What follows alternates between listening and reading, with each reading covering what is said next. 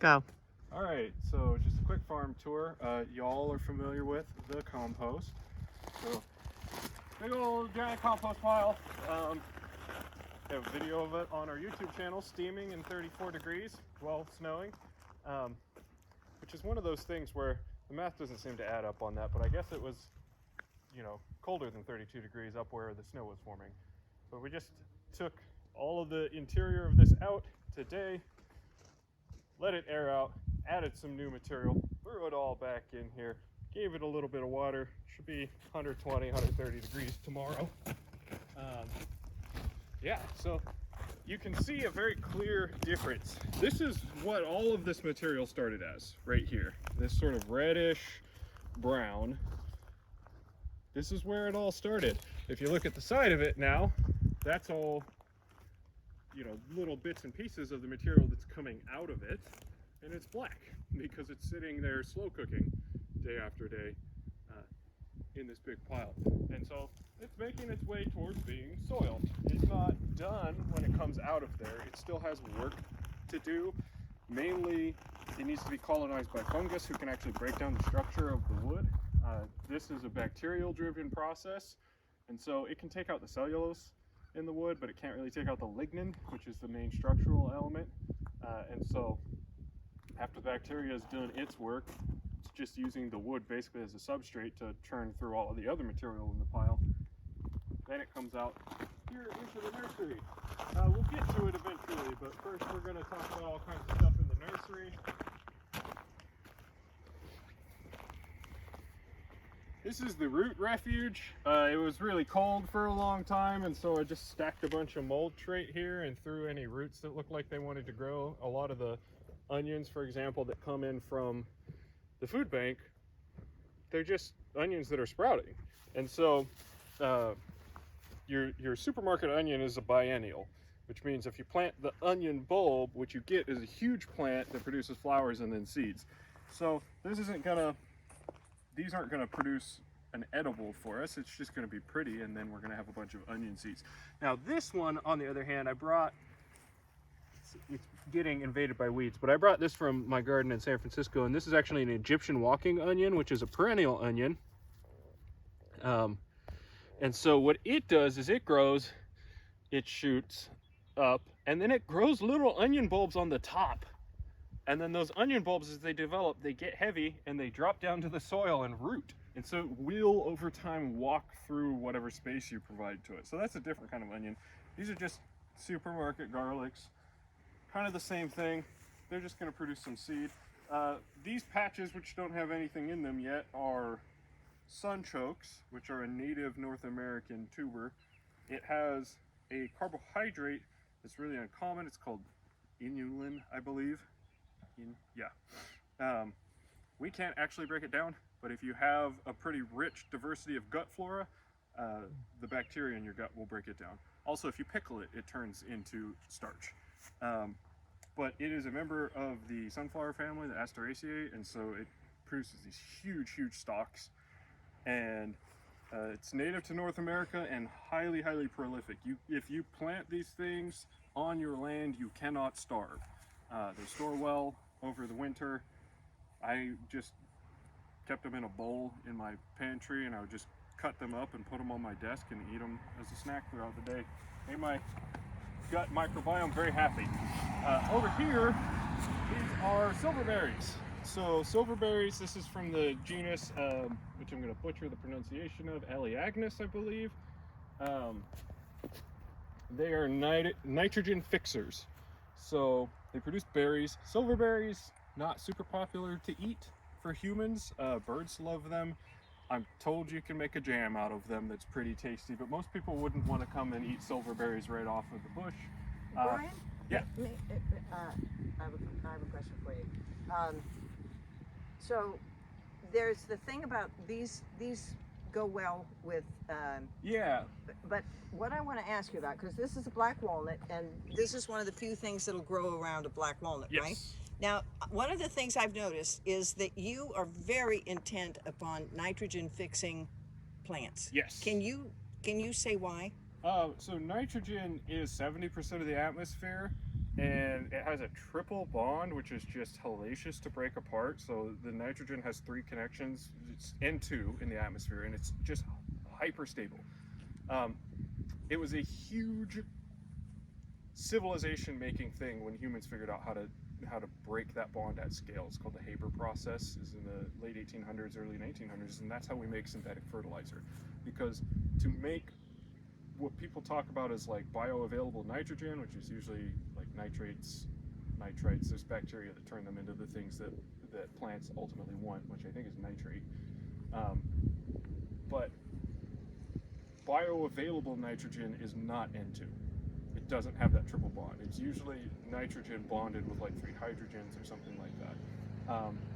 And that's the building blocks of all of the sort of catalytic processes that make life possible. So all protein fundamentally is, you know, amino acids being hooked together in cool and interesting ways that drive other types of chemistry.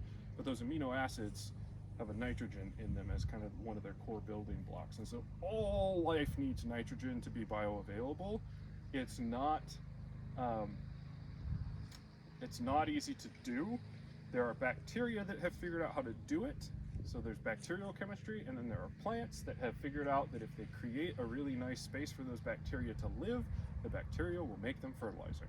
So the plants photosynthesize, they feed the bacteria take nitrogen out of the air and turn it into fertilizer. And so if you have nitrogen fixing plants around, they'll excrete a certain amount of nitrogen into the soil profile generally. If they have a relationship with a fungus, they might exchange, if they have a surplus of that nitrogen, some of that with the fungus, and the fungus will go exchange that for sugars at another plant. Fungus, if you have a well-developed fungal network, it will mediate sort of moving nutrients around from where there's a deficiency to from where there's a surplus to where there's a deficiency.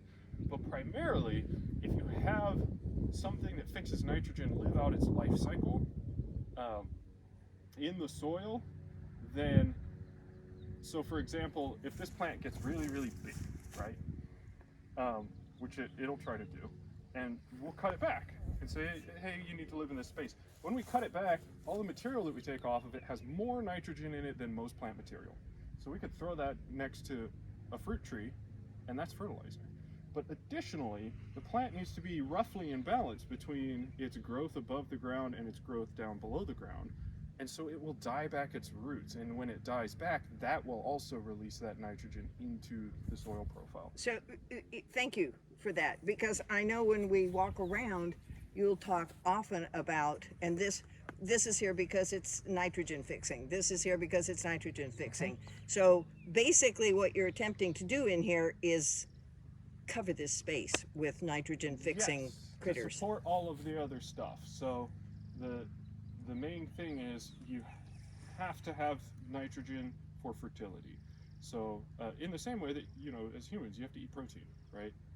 If we were plants, we would be saying, oh yes, they need nitrogen, right? That's what we're doing when we eat protein, is we're just getting nitrogen into our body, and our body breaks down the protein into its constituent parts and rearranges it into what it needs. Plants are in the same situation, and there's really only 2 lineages that have figured out how to do this. So there's the legumes, which have a bacteria whose name I always forget, and then there's the actinorhizal, I believe it's called, nitrogen fixers, which have Frankia bacteria. And most of the North American nitrogen fixers that we're going to talk about, the Elaeagnus, the alders, all of that, have a relationship with Frankia bacteria. And so it's a super, super important function. It happens at sort of every niche. So you can have nitrogen fixers that are kind of like a grass-like profile. Like technically alfalfa is a legume, right? So that's one of the reasons why alfalfa is such a healthy feed, is that it's a legume. So it's fixing nitrogen in its roots in symbiosis with a bacteria. You know, peas are kind of like a vining So legume. that's why they're going to go along the fence. So we have peas that are going to go in as soon as we're out of the, well, peas mostly are frost hardy, but I just, you know, haven't had the time to get a hold of them, but we're going to have peas along the fence, and they're going to fix nitrogen. You have trees like the alders that are everywhere in this area that fix nitrogen, but also like things like honey locust or black locust. There's a black locust down at FAZC, and all of the members of the legume family, they fix nitrogen. So it's a really important function. It's really important to think about having an intermix, right? Not all of the nitrogen fixers produce cool stuff that we want, but they all produce cool stuff in the root profile that all of their friends nearby want. So yeah, that's these guys, Elaeagnus, silverberry. They tolerate the tendency of black walnuts to put chemicals into the soil that make other plants not want to grow around them. I think that's called Allelopathy. So if we hike in here just a little bit, this is another member of the Elaeagnus. This is the autumn olive, which is a silly name for it. It's a berry. It's a tasty berry. These are cultivars that have been bred by a grower here in Washington, and these have a bad rap in a lot of places. Up here in the Olympic Peninsula, it's kind of at the edge of their range, and so they don't get really rampant, but these were planted all over the United States by the government because they will grow in any soil, and they were actually used to rehabilitate strip mines. So they would grow in the mine tailings, just the big piles of ore. These would grow on them. And so during the Depression and after that, the public works departments just had people out, literally millions of Americans spending all day planting this plant. And so, especially on the East Coast, it's everywhere. Because it turns out if you plant 100 million of something and create these giant monocultures of it, it can become a problem, especially when it prolifically produces a really tasty berry that birds enjoy. So they spread it all over the place. So it's not really well loved in Western Washington. It's a little drier and it's a little warmer. Southwestern Washington, these things kind of can take off. But I looked around, we have them already in Squim, and the growers around here have come up with these cultivars that they really recommend. They also get a bad reputation because they look kind of like another member of the Elaeagnus, which is the Russian olive, which has giant thorns and produces an inedible berry. So nobody likes having that around, and it's even more prolific in this area. So I think they're going to be great. They're going to produce a tasty berry. They have what I've read is about 15 times the concentration of lycopenes of sort of the next highest thing that you're going to eat, which I think is tomatoes. And lycopenes have a reputation for being a nice anti-cancer sort of chemical. So, something you can make a nice jam or just eat directly off of the bush. It's tasty. It's fixing nitrogen for everything that's growing around it, and also maybe it'll prevent some cancer. Seems like a win. As we move along here, there's not too much happening in this area yet.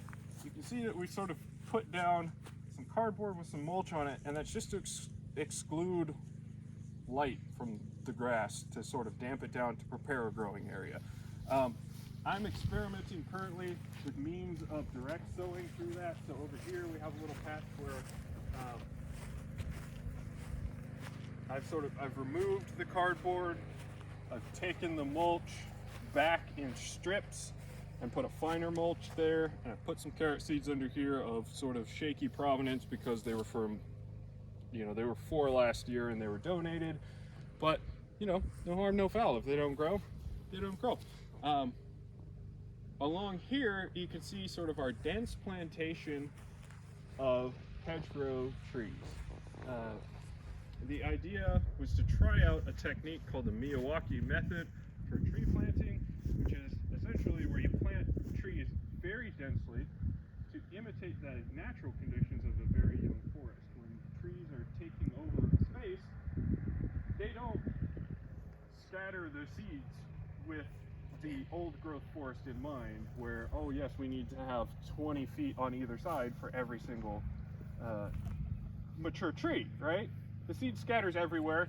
You have a profusion of trees, and then as they grow up, they duke it out and they self-thin.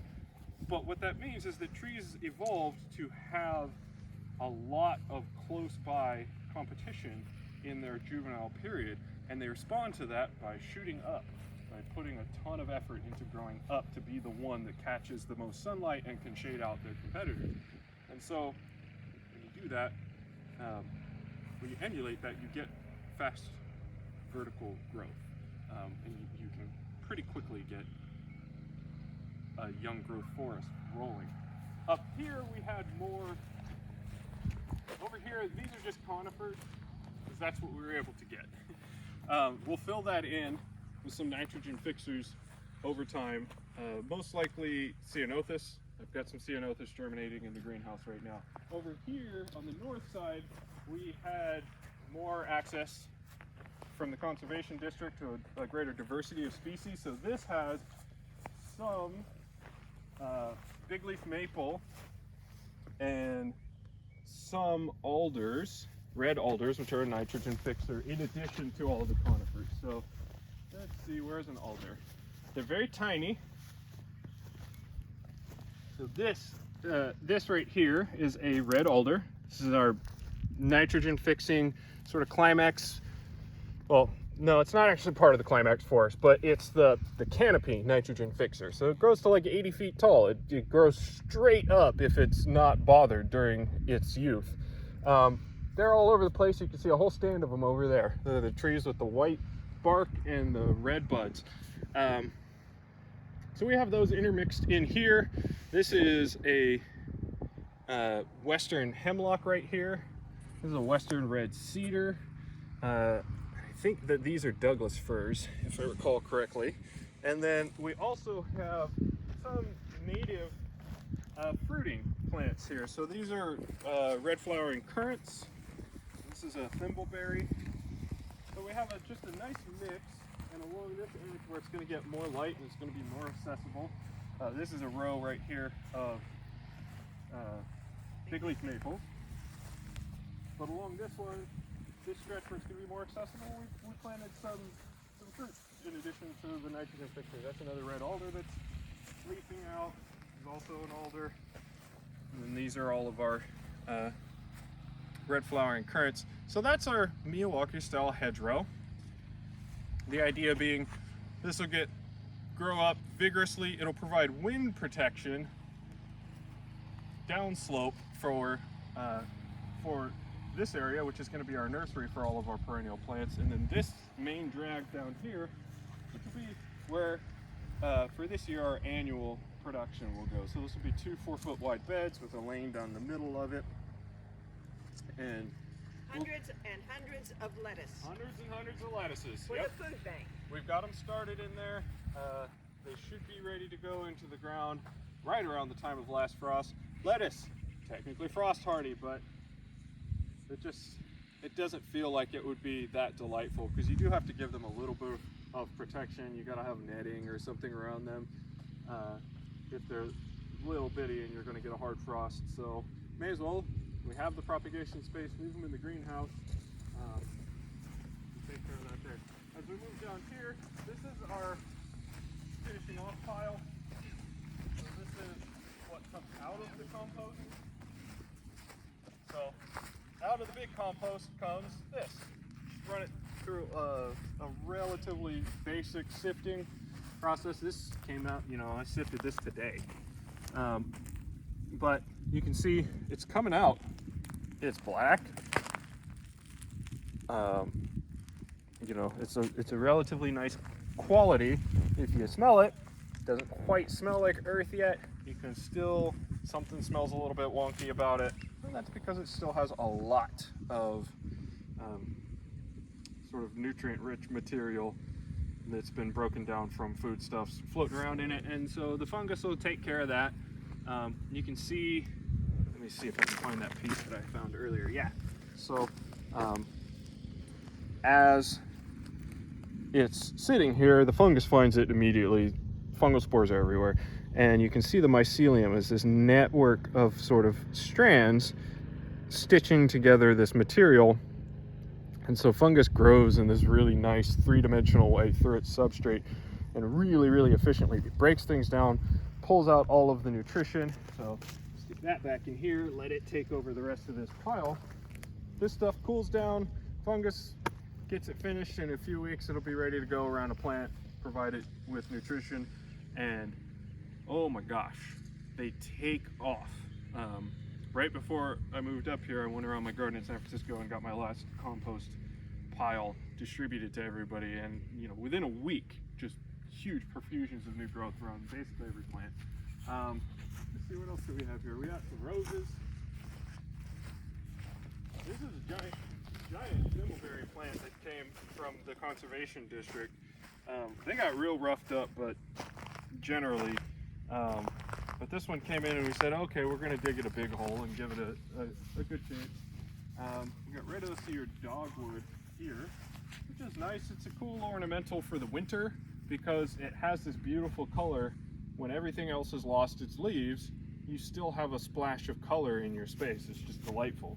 I don't think it has any systemic function other than that. It's just really pretty. And it's just, Birds like it. yeah, it's a native to the local area. Here's some more currants. They've been here for a little while longer. Here's our nice little planters. These are going to have, what were they? Heavenly blue morning glories. Heavenly blue morning glories. Happy birthday, Sherry. Happy birthday, Sherry, indeed. We're hoping they'll come up right on the day. I think that's kind of it.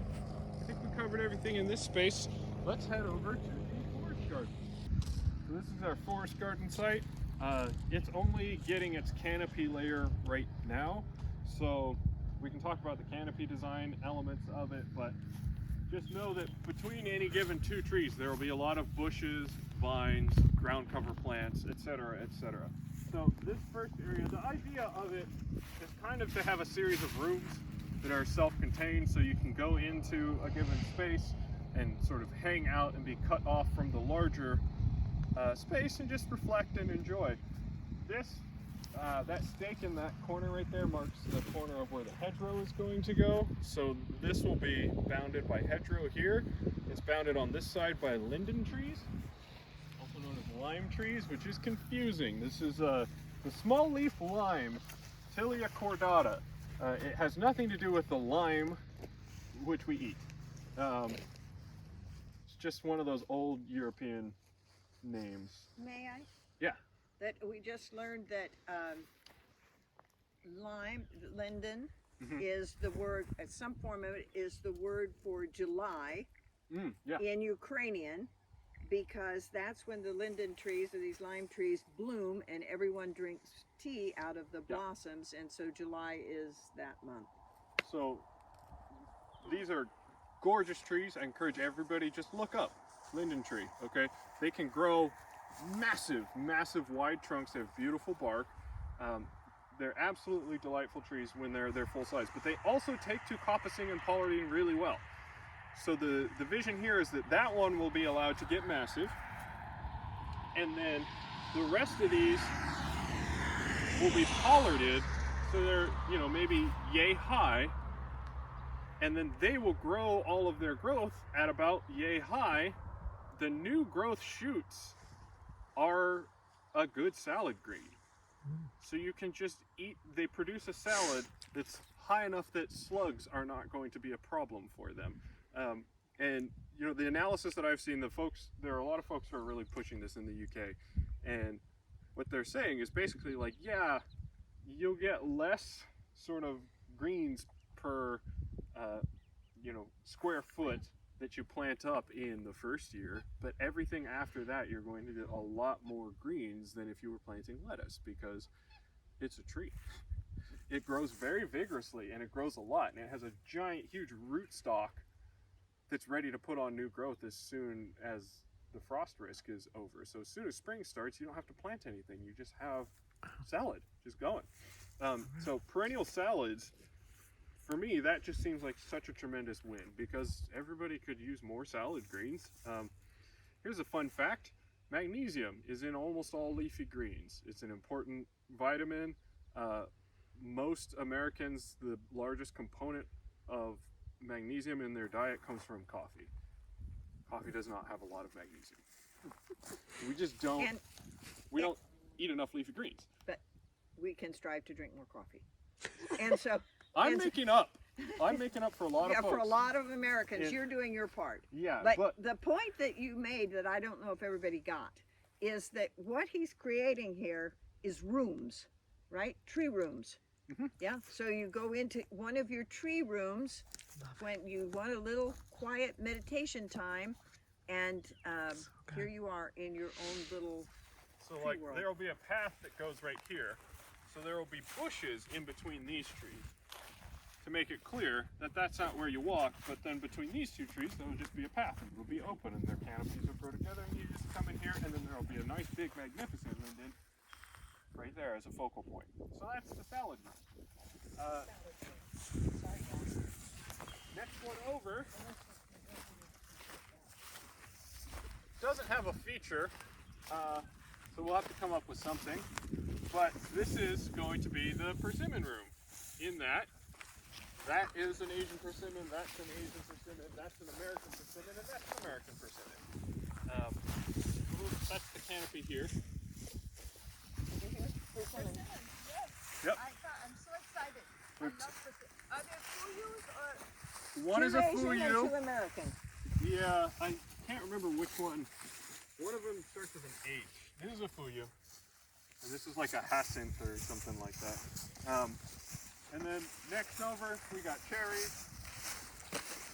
These are all sweet cherries because I don't make a lot of pies. This is a Hudson.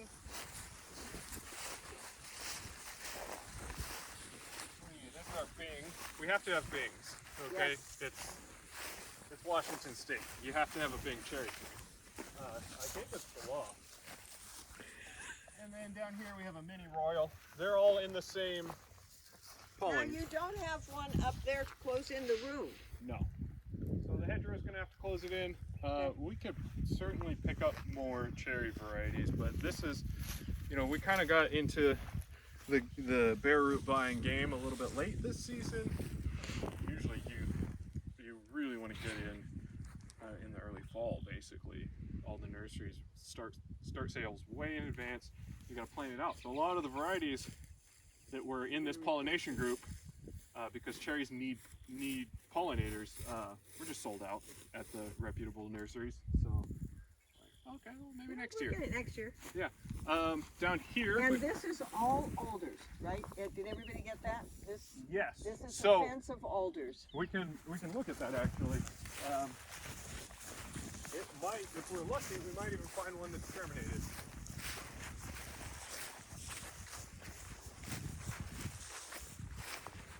So all we've done here is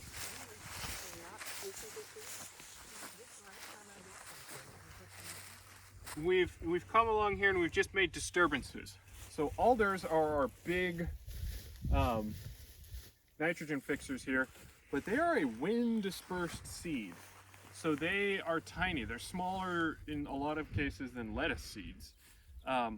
We went out on a walk out to the back over there. We got like 5,000 seeds in like half an hour of just putting around. So they're very, very tiny. And then they come up. So for example, this is an alder right here. I'm almost sure. It's got the two little seed leaves coming off of those, and it has a red stalk right there, and it is very, very tiny. So right there. We found one. Yeah, and there's one here too. That is, if it makes it potentially an 80-foot tall tree, it's going to fix nitrogen and provide support to all of this. And so the alder duff, alders are interesting because they really don't like nice soil. Like I have some soil blocks that I made with the native soil here, and they are junk. They're basically blocks of concrete. The alders are happy in them. I have another just right next door to them, soil blocks that are made with a nice potting soil. The alders just keel over. And they have that reputation. They'll actually, if you have a big stand of alders, they will enrich the soil to such an extent that they don't want to live there anymore, and then they fall over. They are very committed to their role in the succession of species. That they come in, and you know, they blow in on the wind. If you see like an abandoned building that has a tree growing on top of it, it's probably an alder. Because they make their own fertilizer, so they're happy wherever they can find soil. So any kind of disturbance and they hop in. These, we put seeds here, but even I'll take a, like a container of alder seeds and just walk around and find all the molehills on the whole property. So, the moles have done the work. They've disturbed the soil. I just put alder seeds in it and just cruise right along. But here, Bob disturbed the soil. Yeah, these all have. Yeah, Bob came along and flipped over all of these, and then I came behind him and put some alder seeds in here.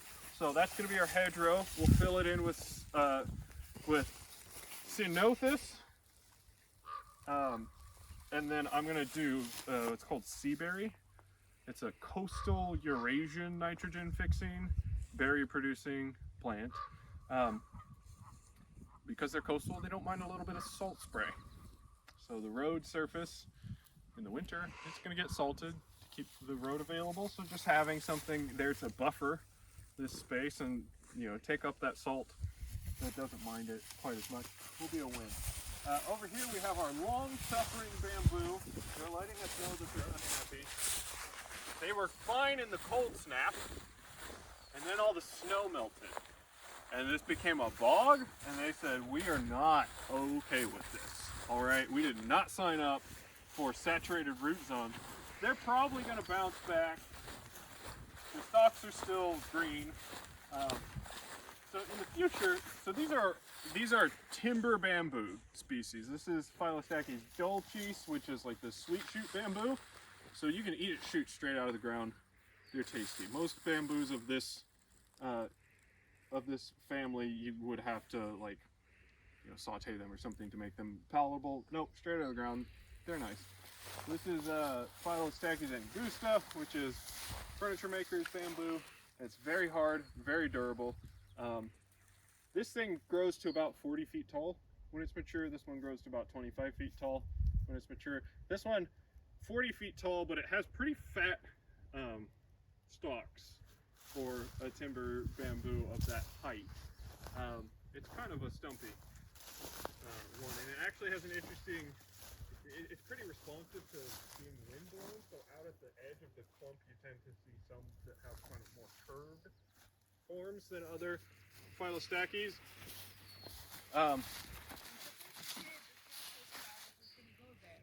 What's that?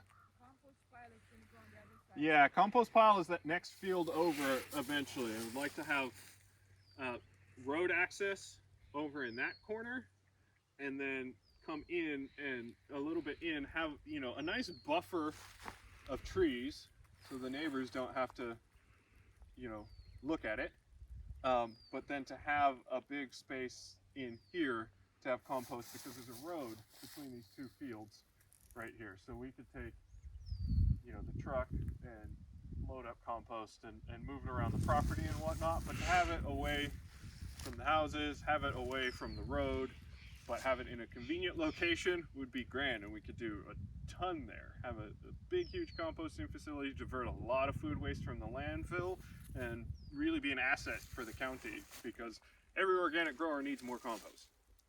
That's just it's the primary fertility amendment that you're going to use to grow anything organically. So yeah, you can see we had to do some emergency drainage here, basically, because I came out here, it was green, it was happy, it was green, it was happy, it was a bog, and then like 2 days later, just all of these leaves were like, nope, we're done.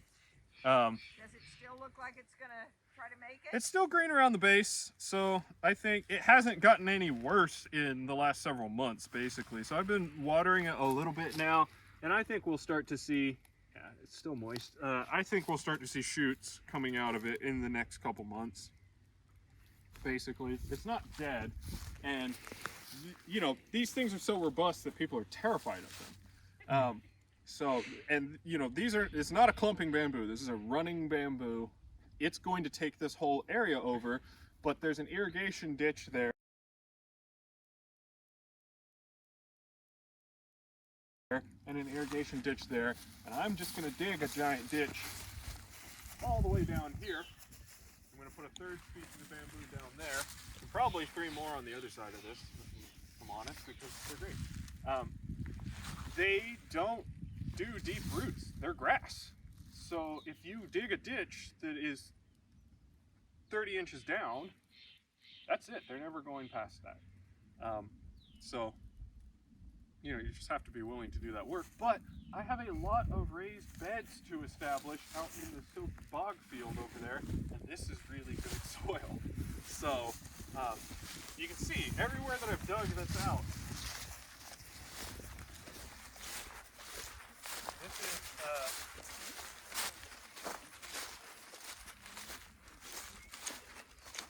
you know, it's just, it's black.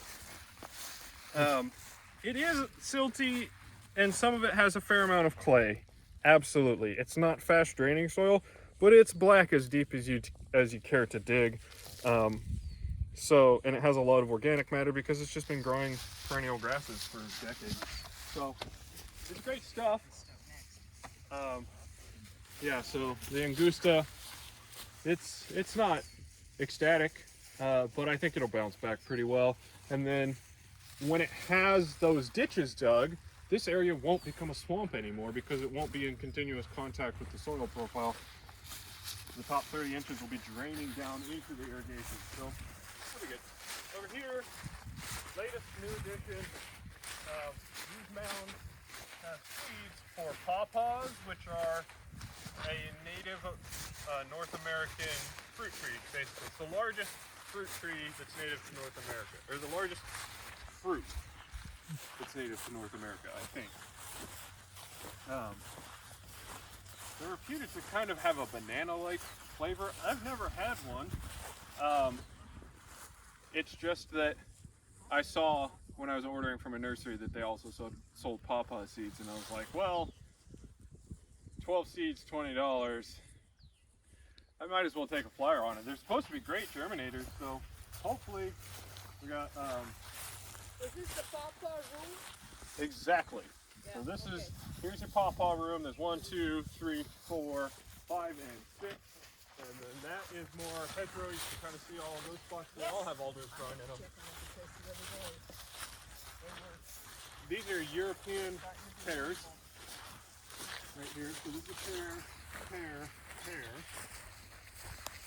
Is that We'll have to discover what the nature of this room is. It's got pawpaws on the west side. It's got mulberries on the east side, and it's got pears on the north side, and then the hedgerow. So it's eclectic. It's a mixed Fruit salad room. Yeah, exactly. So this is a mulberry. I think this is a Pakistani mulberry, if I recall correctly. Yeah, Pakistan fruiting mulberry. So mulberries also take to pollarding well, so you can cut them at a consistent height. Their young leaves are also a good salad green. Their shoots can be harvested as a vegetable for like stir fries and whatnot, and they produce berries. It's Hang on, Brian, you missed that. so the mulberries also pollard. Their young leaves can be used as a salad green. Their shoots can be used as a vegetable, and they produce fruit. Wow. And also, you know, if you want to get into the silkworm game, that's their preferred food. And I think that's pretty much it. Mulberry, mulberry, mulberry. Miscellaneous fruit trees that were here. I suspect maybe they're stone fruits of some sort, but we'll find out. Have they ever fruited? Have you? Yeah.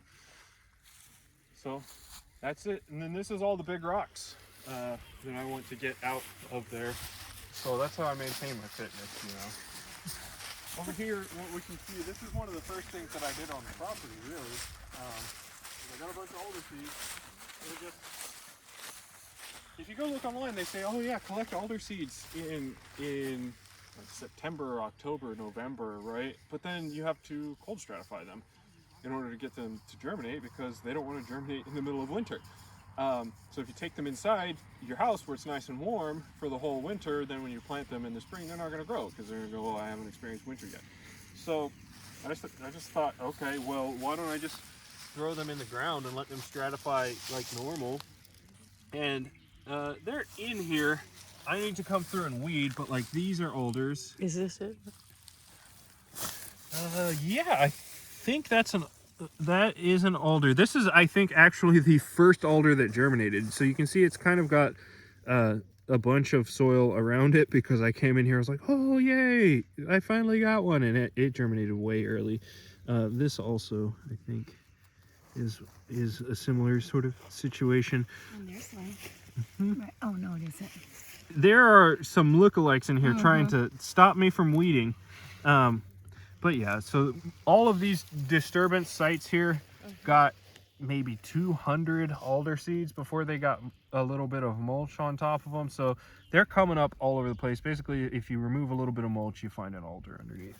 And we only need one. If we get one per patch, it took me, I think, one afternoon, to plant this up. My personal calculus is if one afternoon gets me one tree, that's a good life. 1 tree per patch. Well, that's the thing, right? There's 40 patches. So if I get one tree per patch, that's a whole month and change of good life as far as I'm concerned, right? Because, every day if I can get one tree out of that, I'm like, yeah, okay, awesome, rad.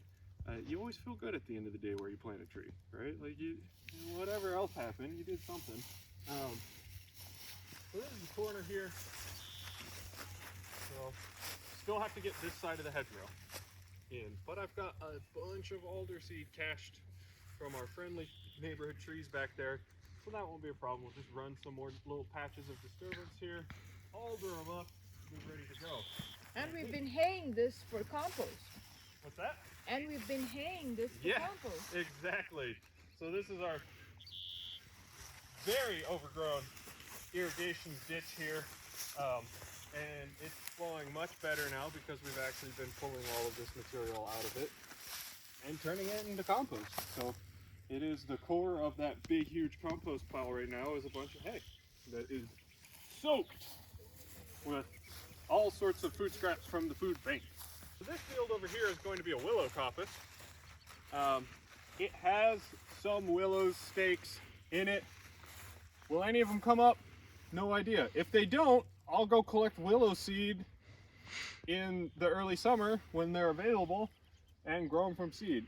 We'll get willows on this land by hook or by crook. Over here, propagation space. Nice greenhouse. We've got, these are all of our lettuces that we're growing for the food bank. Every full tray is 72. Am I counting that right? Yeah. No? 12, 12, 12, 12. That's 4. So that's 48, 60. Yeah, 72. So a full tray is 72. There's a lot of trays. Not all of them are 100% full, but most of them have at least 60. So it's probably 500 plants for the food bank, and each of them becomes a full head of lettuce. So it's pretty good. Over here we have some local variety of yellow cherry tomatoes. It's very popular. It's recommended to us by the gal who actually sources the food that's grown for the food bank. This right here is a sauce tomato. These are tomatillos, which are a relative of tomatoes. These are physalis, also a relative of tomatoes. Also physalis, so this is Schönbrunn Gold, and then this is Cossack pineapple. So physalis, everybody says, oh, well, tomatoes are technically a fruit, but really they're a vegetable. These are fruits. So they are sweet. They go under the general name ground cherry, and they make these cool little lantern-shaped sheaths around their fruits. And the proper ground cherries, like this one, actually, they're called ground cherry because these are all genus or family Solanaceae. So, that's like deadly nightshade. It's poison, right? Which also tobacco and potatoes and tomatoes and all of these things are in the nightshades. But these are actually poisonous until they're ripe. And when they're ripe, they conveniently just drop to the ground to let you know, hey, you won't get a tummy ache if you eat this now. And they have a little wrapper to make it so that they don't even get dirty when they hit the ground. It's a genius plant. They're highly prolific. They're almost weeds. They produce a tremendous amount of fruit. So, physalis, give it a spin. Finally, this is our kind of experimental raised bed situation. So, for the tomatoes and the physalis, ciao. You're welcome. For the tomatoes and the physalis, we're going to be trying to practice dry farming.